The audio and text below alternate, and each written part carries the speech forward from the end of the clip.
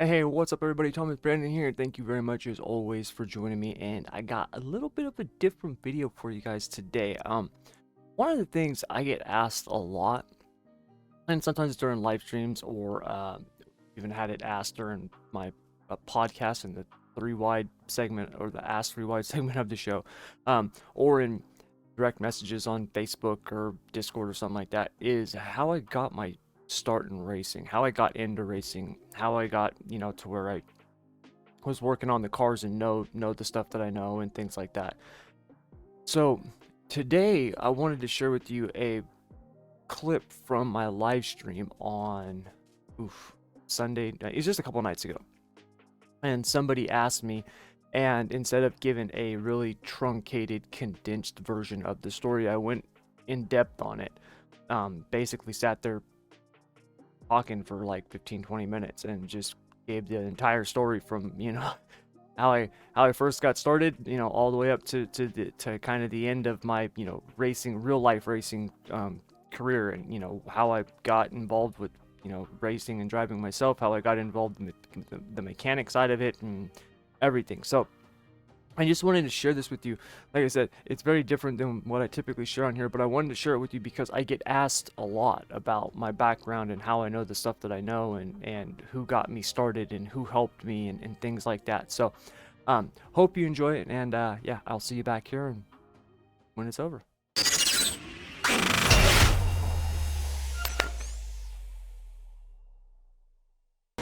What got me into cars and motorsports? So Smooth, when I was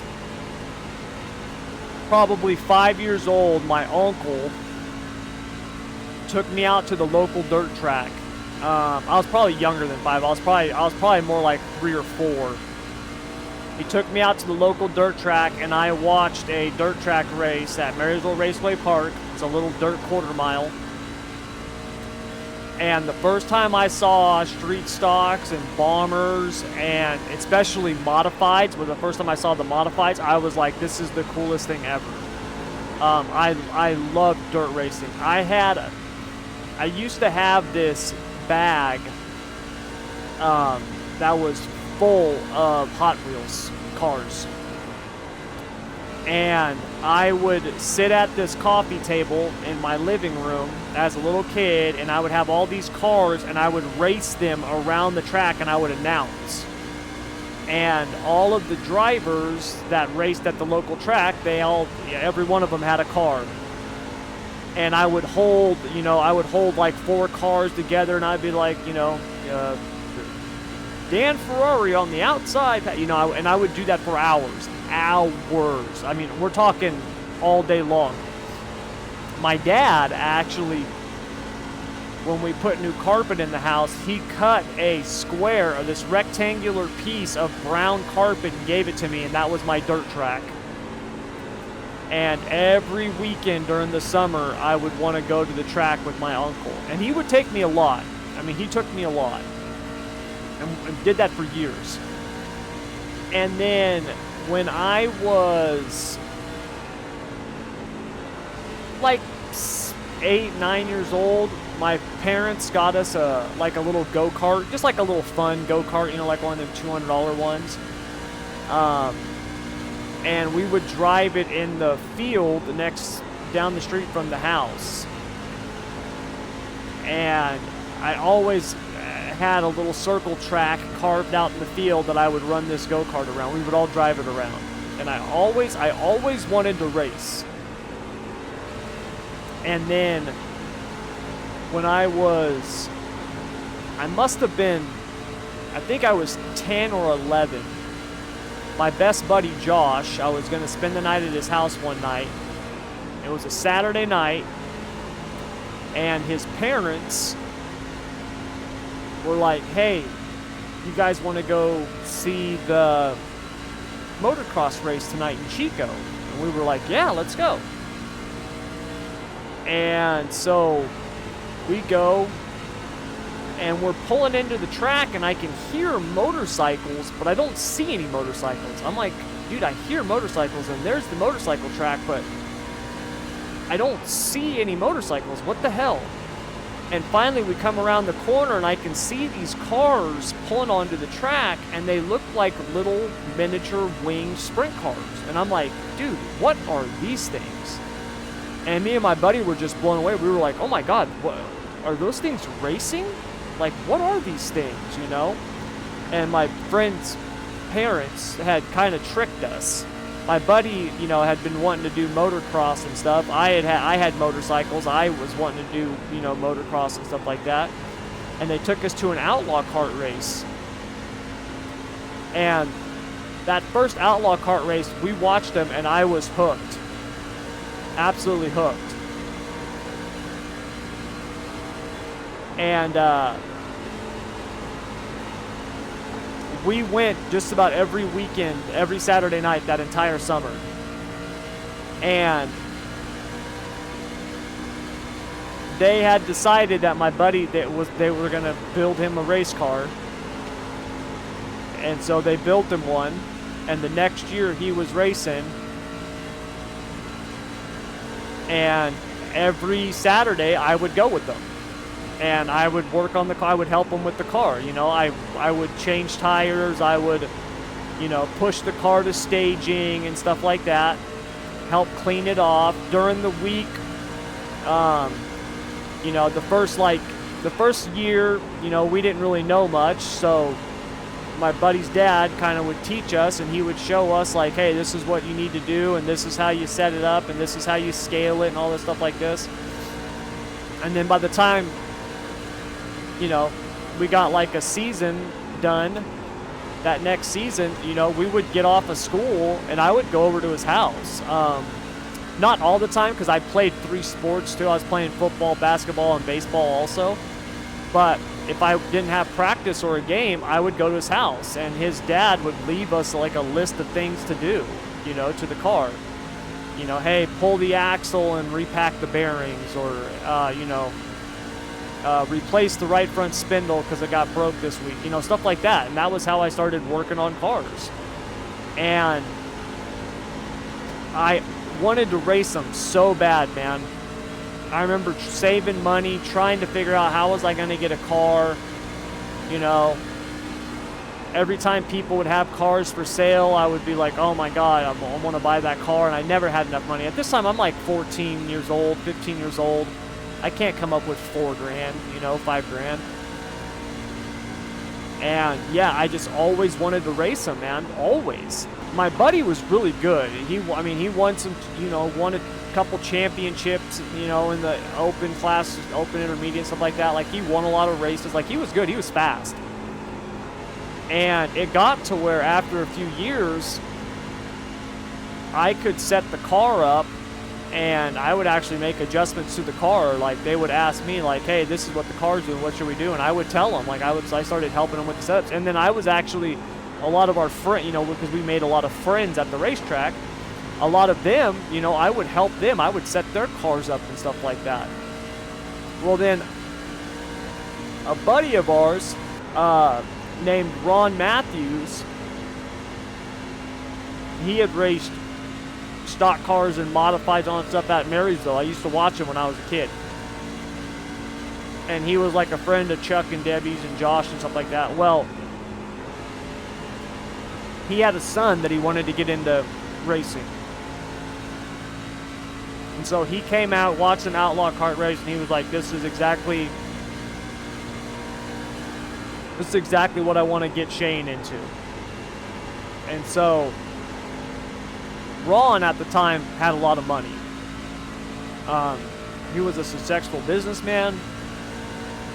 He had just sold a business that he had and sold it for a lot. And so he went out and he basically got Shane like the best stuff there is. Like, Shane's equipment was top notch. And Ron could see that I wanted to race and how much I helped, and because I was they would always park next to us, so I would always help them and and stuff like that. And so Ron had a grandson, because Ron basically had 2 families. He had a family when he was really young, and those kids were grown and they had kids of their own. I mean, he had a grandson older than his son.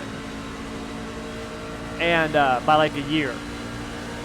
And he had asked his grandson, you know, hey, are you interested in racing these? And he was like, yeah. His name was also Josh. He was like, yeah.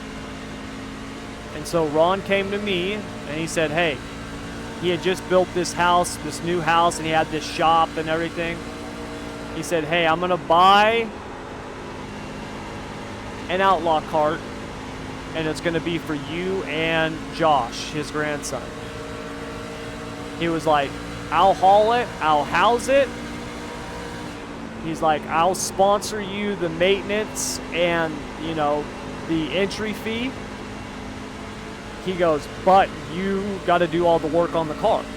He's like, you got to maintenance it. You got to do all the work on the car. He's like, you got to buy the, you know, like the fuel and the tires, you know, that type of stuff. You know, if you break it, you gotta replace the parts. And I was like, I'm like, dude, whatever you want. I'm no problem, man. I'll go cut every blade of grass on your backyard with a pair of scissors, right? Like, whatever you want me to do, man, I'll do it. Like, deal. And so we got this car. It wasn't a common car. It was built by a friend of ours. It was the only one of its kind. It had a motor that was outdated. You know, was low on horsepower. You know, it was just it was the definition of low budget, right? It was absolutely shoestring budget. But I did not care. It was a race car, and I was going to get to race. That's all that mattered to me. And so, first race, we take it to the track. Josh races it first. And he goes out, and he does okay. I mean, he's never raced before. He's never even been around racing before, right? Like, I had at least been around it and watched it and had an idea. I had raced my buddy Josh's car. They did a mechanic race, like the crew chief race, and I got to drive it one night. There was only like 3 other cars on the track, and it was a box stock, so it was a 5 horsepower. This is an open. This is a, you know, we had a CR 500 motorcycle engine on it. This was the top class that I was stepping into. Never raced before, other than that one, you know, 20-lap race. And Josh Carter is his name. He had never been around racing, wasn't at the track, nothing. So he did okay considering he was never around it, just hopped in. So next week, it's my turn. I maintenance the car. I get it all ready. Like, I'm like ready to go, man. I literally, I cannot wait to run this thing. And get there. I qualify, you know, not very good. In the heat race, I run, I don't know, 5th place. I think there was like 7 cars. I was like 5th or 6th or something. And we get to the feature, and I'm top 5, not top 3. And I'm running, and I'm basically, you know, I'm in the back, not even like the back half of the field. I'm in like the back quarter of the field. There's 20 cars. I made the feature, right? But there's 20 cars or 18 cars, whatever it is, and I'm running, you know, almost last. I'm like 16 out of 20 or 16 out of 18, whatever it was. And the track was really slick, super slick. And I had gone down in 1 and 2. I ran low, and a car was running like a cut down line, and they had come down and they had clipped my right front wheel, and it broke the tie rod on the steering. And so I get through 3 and 4, and I'm up. Now I go up to the high line. I'm wide open down the front stretch, and you can see, we had video of it. You can see me turn the wheel. My arms keep turning, and the car just keeps going straight. The steering was broke, and I went head on into the wall at probably 60 miles an hour, 55 miles an hour. Bam, hit head on. The car smashes into it. Helicopter spins, lands, and I remember hearing a car, and it just, bam, sideswiped me. and just destroyed this car. Just destroyed it. And I remember, my neck got all cut up from the seatbelt, and it felt like I got kicked in the junk because of that fifth strap. I'm, it hurt bad. And I'm thinking like my racing career's done. My first race, and I junked the car. And Ron, God bless him, man. He went to Lowell Morale, who was the track owner, and Lowell used to build his own race cars for his son, and they were always really, really good. And Lowell gave me one of his old chassis, his old frames and roll cages, and said, "Here you go," and gave it to us. And so we took all the parts off that could be used and put it on that old car, and then we bought everything else that we needed, and we were back to racing. It was so cool, man, because I didn't think I was gonna get to race anymore. And then it was like probably so that next week we got the car all together. We got it back together. Josh runs it and does okay. I mean, pretty good considering, like I said, it's only the second time ever in a race car. And the following week, I race it. And when I was driving it, and Josh kept saying when he was racing it, he kept saying, he's like, dude, this thing is hard to turn. He's like, it won't turn. And I kept being like, keep in mind, he doesn't know how to explain it, right? Because I'm like, you mean it's tight? It won't turn like it's tight? He's like, yeah, I guess. But like, he didn't know how to explain it. And so I was like, oh, okay. So I loosened up the car, right? I moved the right rear out, increased the stagger. And he kept saying, he's like, man, it won't turn. It won't turn. And I'm like, I don't get what you're saying, man. The steering wheel turns. The wheels turn. I don't understand what you mean. So the next week when I drove it, I was in there and I'm driving. Keep in mind, at this time in my life, I'm 16 years old. I was probably in the best shape of my life at that time. This was right before I blew out my knee. I would get up every morning. I would go run the stairs at the stadium. I could squat like 450 pounds. I could bench press like 330. Like I was in great shape. And physically, it was hard to turn the wheel. And I'm like, what the hell? I go, dude, the last car, it was way easier. What is wrong with this thing? And we're checking, nothing's bound up or anything like that. And we just can't get it. I'm like, I don't get it. Why is it? I mean, dude, by the end of the feature that night, my arms hurt so bad. They were so tired. I was exhausted. I was like, oh my God. Like if that race had been, one more lap, I'd have just pulled off the track. And so what we did is we loaded the car up, and Ron said, well, let's take it out to Lowell. He's the one that built it. Let's take it out to Lowell and let's see what he says. So we get out there. Well, the guy who had helped us put it together, he had added this piece onto the steering pitman. And the way that Outlaw carts work is when you have because there's no power steering, it's just straight. So you have a steering rod, comes down, it's got a little arm on it, and then you got two tie rods that go off, and it's got the spindle arms. Well, the way that you want it is you want the center to be shorter, the spindles to be longer, which is counterintuitive. You would think you would want it the other way, right? When you think about leverage and stuff, but you don't. The way that the steering ratios work on it, it's different.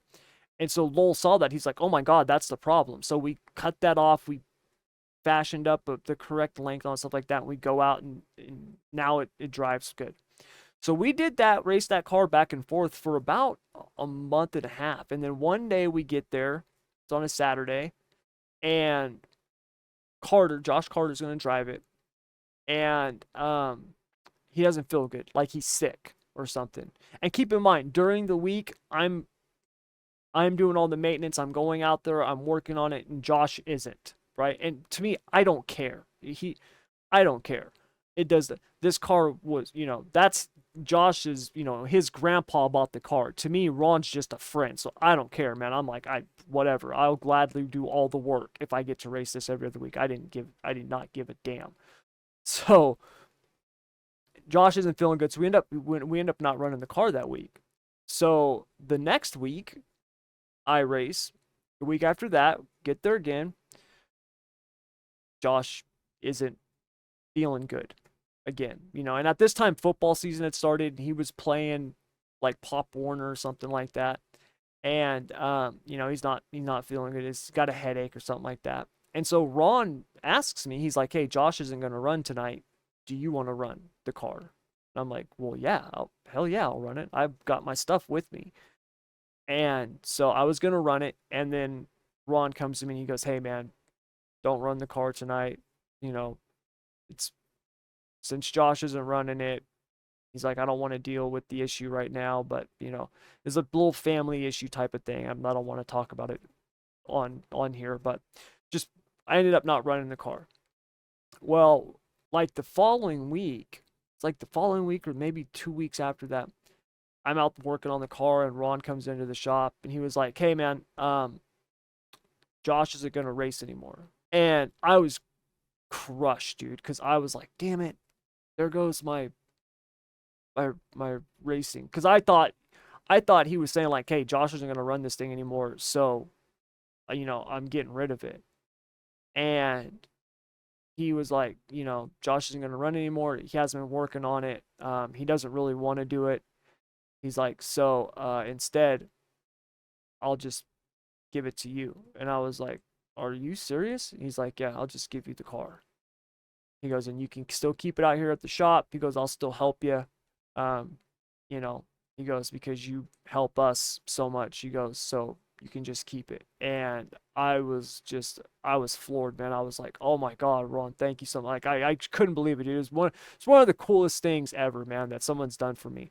Like, I mean, a lot of people have done a lot of amazing stuff for me, like all the stuff that Chuck and Debbie, who my best buddy Josh Hughes, his parents, what they did for me. I mean, they did so much stuff for me, taking me with them every weekend. They were the ones who took me to the Outlaw races when we would go. They were the ones who took me to NASCAR races because my family wasn't into this stuff. And the only person who was into it kind of was my uncle, and that was when I was younger. He wasn't doing any of this stuff anymore. It was basically just me. So it was awesome, man. And so he gave me that car, dude. I ran that car for a few years. A few years I ran that car. I actually won a race, which was awesome. Won a trophy dash, won a couple heat races, but I never was able to really compete. It was always something that kind of drove me nuts because I always had subpar equipment. My motor was so old and I could never afford to buy a new one. I always wanted to get another motor and I could never afford to buy a new one. And a buddy of mine one time, David Tarter, who passed away years ago, unfortunately, they had a spare motor. They let me run it one time on the car, which was awesome, man. I remember that was one of the best races I'd ever had, because I ran in the top division that time. By that time, when I won those other races and stuff, I was in like the open intermediate division. When he let me run his stuff, I had it in the top division, you know. And I ran it out at Red Bluff and at Cycleland. It was a lot of fun, man. I did it for years. And then what happened is Ron, we go to. Dude, I know I'm going on this really long story. I hope I'm not boring you guys, but we went on this. So we go on uh this trip, and I'm like, I think I'm a senior in high school at this time. So I ran the Outlaw cart for like 2 years, and Ron is wanting to get Shane into higher forms of racing. At this time, Shane's doing pretty good in the Outlaw carts, and Ron wanted to get him into like a midget or a sprint car, right? We had seen other drivers who were really good in Outlaw carts move up to sprint cars and not do very well. And people would say, well, it's because they've driven so long in a car without a suspension and they just can't adapt, which is crap. You know, if you're good, you'll figure it out. I watched Brad Sweet figure it out. I watched Kyle Larson figure it out. Robert Ballou figured it out. Like, I raced against all those guys. They all figured it out. If you're good, you'll figure it out. And, but he was wanting to, you know, kind of move Shane up. And so what happened is we went to Chili Bowl, because at this time I'm helping them with their go-kart, right? I'm helping my buddy with his, I'm racing my own, you know. And Ron says, hey man, we're gonna go to Chili Bowl. Me and Larry, who was a friend of ours, Larry Flynn, friend of Ron's, and Larry was actually the guy who built my first go-kart. He was one that built that one. And Shane, Ron's son, and Brad Sweet. And so we flew back to Oklahoma and watched the Chili Bowl. And that year, I think that was the year Corey Kruisman won. And Bud Kading had finished third. And we're walking through the pits after the final race, after the Chili Bowl feature. We're walking through the pits and everything, and there's this car that's got a for sale sign on it. And it was Thomas Meserol's. This was long before he was T-Mez. He was just Thomas Meserol back then. And what it was a combo car. It was a USAC midget, but it was a combo car, because back then the midgets ran on asphalt quite a bit. And so they had this car that was built for both dirt and asphalt. You have to change the axles and do all the, you know, change one stuff, but the chassis could be used for both. And we were looking at it, and Ron was wanting to get a midget and get Shane into midgets the next year. And while we're talking to Meserol's, I think it must have been his dad, because it was their car. He wasn't running for anybody at the time. This was a long time ago. This was 20 years ago. We're talking to him, and we walk away. The trailer next to him is the car that Bud Kading had just finished third in. And the guy who owned that car was a guy by the name of Terry Caves. And Terry Caves out here on the West Coast, especially back in the day with BCRA, back when BCRA was a really big deal in the midget racing world, and USAC Western States, Terry was like the man, right? I mean, he knew his stuff when it came to the midgets. Really, really good. Like, he had top guys. Schrader drove for him, Tony Stewart, Ronnie Day. Like, the guys that drove for Terry were, you're talking like top of the food chain.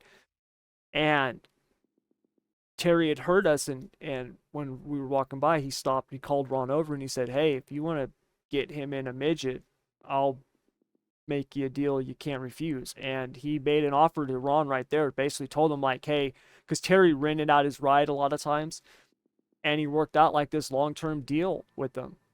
And Ron had, you know, Terry and his wife Janice and daughter, they were living down in Fresno at the time, which is like 4 or 5 hours from where we're at here in Northern California.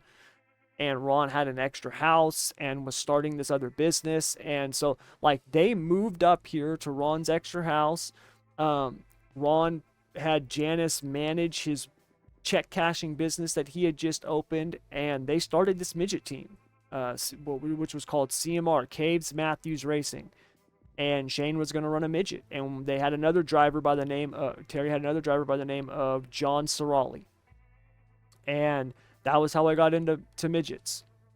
And Terry took me under his wing. He started teaching me about midgets, and that's where I started learning about, you know, blocking cars and maintenance them and putting them together and building them and everything, just everything.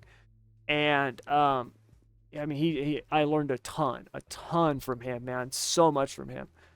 And we ran that year, dirt and asphalt. Had a pretty good year considering, you know, Shane was only like 15 at the time. Because back then you couldn't run that stuff if you were under 16 years old. So Shane had to be they emancipated. I think they actually emancipated him so he could race midgets. And when we were with Terry had another really good friend who ran sprint cars up and down the West Coast, and that was Duke and Scotty McMillan. And their driver at the time was Tim Kading. And so we got introduced to Duke and Scotty and Tim, and so we would go to Duke and Scotty's shop in Sacramento and work on the sprint cars. And Duke and Scotty started teaching me about sprint cars, and that was where I learned about sprint cars, which are, very similar to a midget, but it's got a wing on it, right?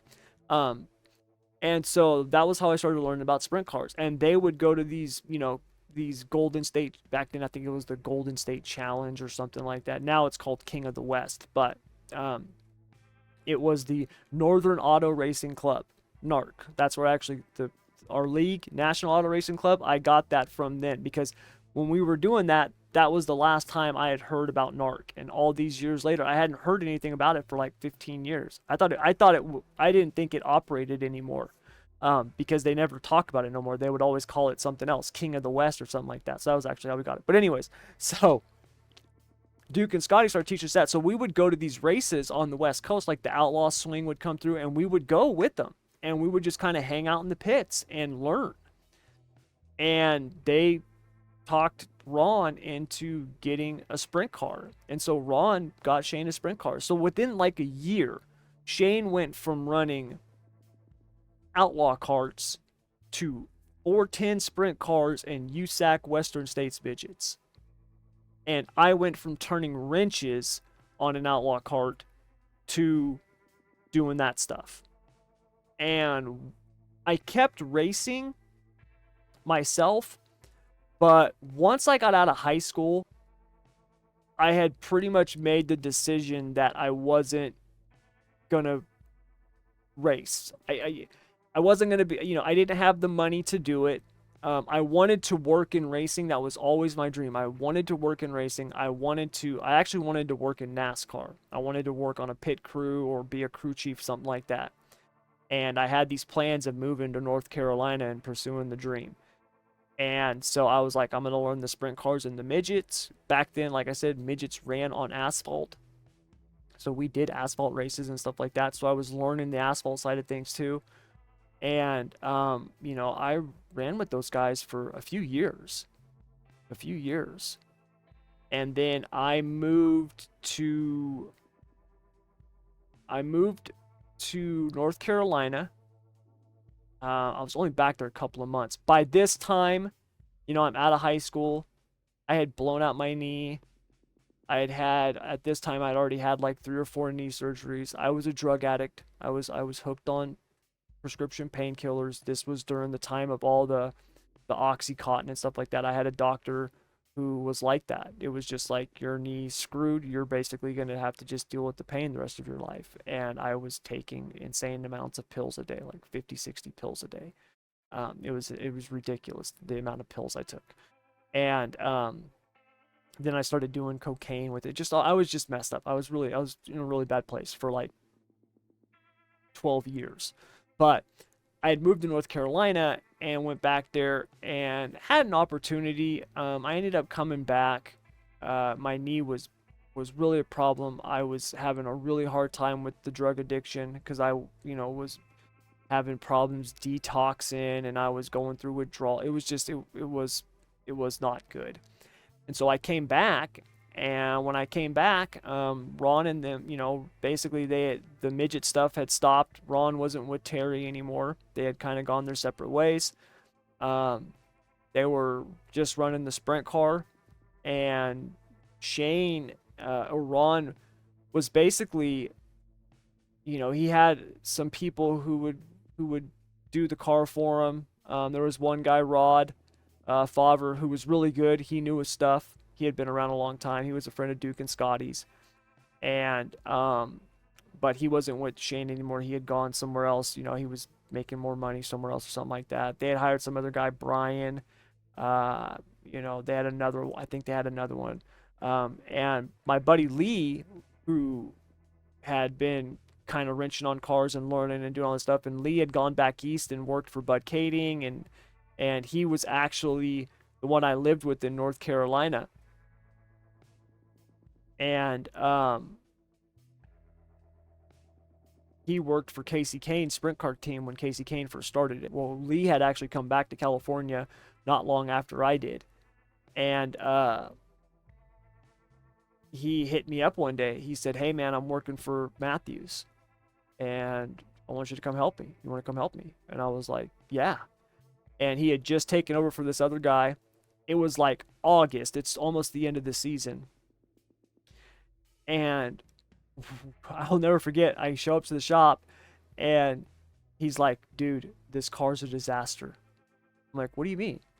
I'm like, dude, I go, Ron gets like the best stuff. This is like a Maxim chat, like a new Maxim with a Kistler engine. Like this is a top of the line. It might not be World of Outlaws level, but it's like one step below. Like this was a very, very good car. I'm like, well, what do you mean? He's like, dude, the last guys who worked on this, they didn't do any of the maintenance like you're supposed to. I'm like, what? He's like, they didn't do any of the maintenance. He goes, there's already 2 or 3 things that I've looked at. He goes, that has to be replaced. And we started digging into this car, and it was a disaster. It was a disaster. They hadn't packed any bearings in like months.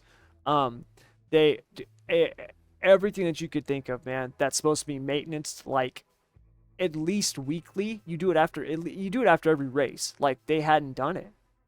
And we basically tore down this whole car to the chassis and rebuilt it from the ground up in like 5 days. And we get to the track that Friday night. We had started on a Sunday morning, and we had a race that Friday night. And we get to the track, and it's just me, Lee, Shane, and Ron. And I remember we're sitting at the back of the hauler, and I was like, it's going to be a good night tonight. And Ron was like, what makes you say that? I go, well, just feeling. I go, it's got to be a good night, Ron. We just rebuilt the whole car. I said, I've only slept like 10 hours this week. You know what I mean? We worked a ton on that car. And Shane went out. He qualified good and like top 8. Finished, I think, like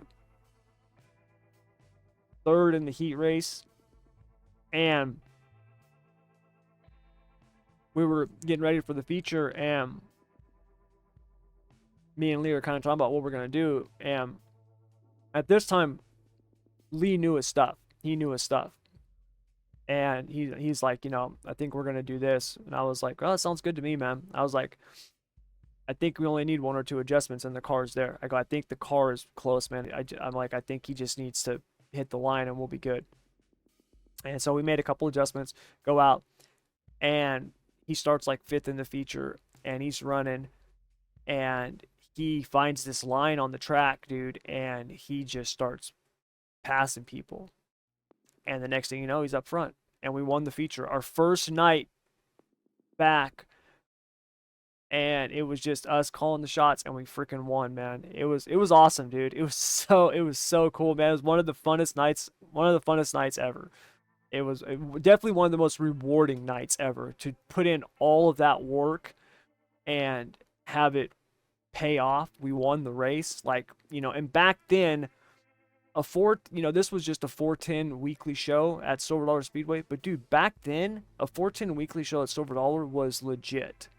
There was 40 cars that showed up. The guys who showed up were legit drivers. Like, it wasn't like a chump race. And in fact, this was 2 weeks before the Outlaws were coming, so you had a lot of people that were there running, getting ready for the Outlaw swing, the Outlaws to come through. And we won, man. It was incredible, dude. It was one of the funnest nights ever. And yeah, I mean, like I said, that's a really, really long story. You just asked me how I got into it, but I mean, I got into it, and every time I learned something or did something, it always just propelled me to the next thing. And I've always loved it, man. I've always just loved racing. And I did the sprint car stuff with them for like a year longer or something like that. And by the time I got to, I don't know, 20, I was in my maybe mid-20s by that point. At that point, I was in really bad shape with drugs, really bad shape. At that point, I'd been an addict for like 8 years. I was not in a good place. I basically, kind of stopped doing the racing and going to the track and stuff. My best buddy Josh Hughes, who I'd always go to the track with and stuff, he got married, and a lot of my friends were getting older and moving on and stuff like that. And here I am still all, screwed up. And I kind of just stopped doing racing. And I had some opportunities to join a team type of thing. Hey man, we'll pay you, back against a couple $100 a week or something like that. Get your pit passes and stuff, and you work on the car. And I had been doing it for so long, and I was like, yeah, I don't want to do that. If it was like an outlaw ride or something like that, I would have done it. But to do like a regional thing where I'm going to be killing myself, because dude, you spend a lot of time on those things, man, a lot of time. And, I didn't know what I wanted to do, but I knew I wanted to get my life together. I just didn't know how I was going to. And so I just stopped. I just stopped doing it. And, it was a long break in between. And then I found sim racing and got back into it. Who'd have thunk it that it would be sim racing that would get me back into it. All those years of doing it for real. I mean, when Shane got into the midgets, when in the sprint cars, we had at Marysville Raceway Park, Jimmy Sills, who is like a legit, he's one of the best dirt guys there was, and Sills won, he ran Silver Crown, USAC sprint cars, midgets, sprint, wing sprint cars. Like, I mean, he ran it all. And he had a racing school at the track. And Ron paid for me and Shane to go to that school.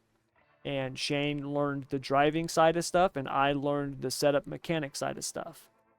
And I still have my binder. You guys can't see it. It's over this shoulder.